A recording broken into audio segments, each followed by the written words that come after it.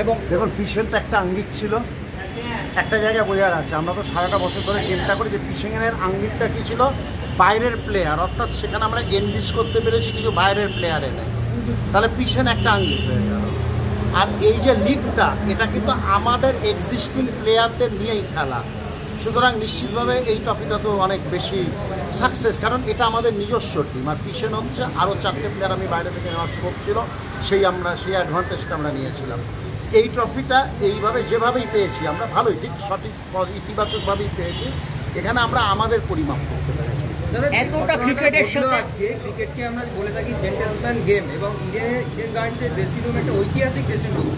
এটা তো একটা মানে সিএবির কাছেও একটা লজ্জার বিষয় হয়ে থাকলো, যে পক্ষ থেকেই হয়ে থাকুক না কেন।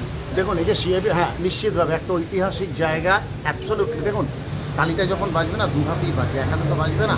কেউ এখানে কোনো দোষারোপ নয়, কোনো কিছু নয়। একটা জায়গায় বুঝতে হবে যে যে কোনো জায়গায় কোনো নিয়ম করে সিএবি বা কোনো ক্রিকেট নিয়ামক সংস্থা যে নিয়ম করে, নিয়মগুলোকে আরও হার্ড অ্যান্ড ফাস্ট রুল করতে হয়।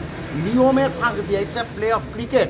ক্রিকেটে তো সবসময় ক্রিকেটাররা যখন সে তার নিজের ডিফেন্সিভ পজিশনে থাকবে, সে যে নিয়মের যে ল্যাকিউনা আছে সেটাকে ব্যবহার করতে চাইবেই। এখানে এটা কোনো অধর্ম নয়, কোথাও কোনো অধর্ম নেই। সেটা বৃষ্টি হোক, সেটা নিয়মের ল্যাকিউনা হোক, সেই নিয়মটাকে ব্যবহার করা হয়েছে। সেই নিয়মটার যে ল্যাকিউনা, সেটাকে ব্যবহার করার ক্ষেত্রে কেউ যদি সেটা নেতিবাচকভাবে নেয়, সে নেতিবাচকভাবে নিচ্ছে। এটা ক্রিকেটের অজয় নয়, ক্রিকেটের অধর্ম নয়। সেক্ষেত্রে তার নিয়ম, তার রুল, সেই রুলসের দুর্বলতা নিয়ে কেউ সেটা ব্যবহার করলে সেটা কখনো অধর্ম নয়, সেটা কখনো নেতিবাচক নয়। সেটা it's a part of cricket, it's a part of game.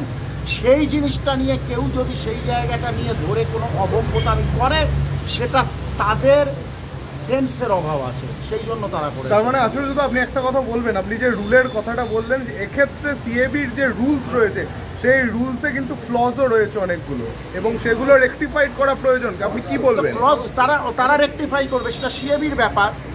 সেটা তো সিএবি, এটা তো করতে হবে, নাহলে তো পরের বারে আবার এরকম ঘটনা ঘটতে পারে। অ্যাকচুয়াল সমস্যাটা কোথায় দেখুন, আমরা গ্রুপ লিগটা খেলছি, এটা পৃথিবীর ইতিহাস হবে একটা গ্রুপ লিগ 3টে ফরম্যাটে খেলা হলো। কোনোটা 3 দিন, কোনোটা 5 দিন, কোনোটা 125 ওভার্স, কোনোটা ইটারনাল, সেখানে কোনো ওভার, কোনোটা লাল বল, কোনোটা গোলাপি বল, কোনোটা লাল বল, কোনোটা গোলাপি বল। এই জায়গাটাই তো সঠিক নয়।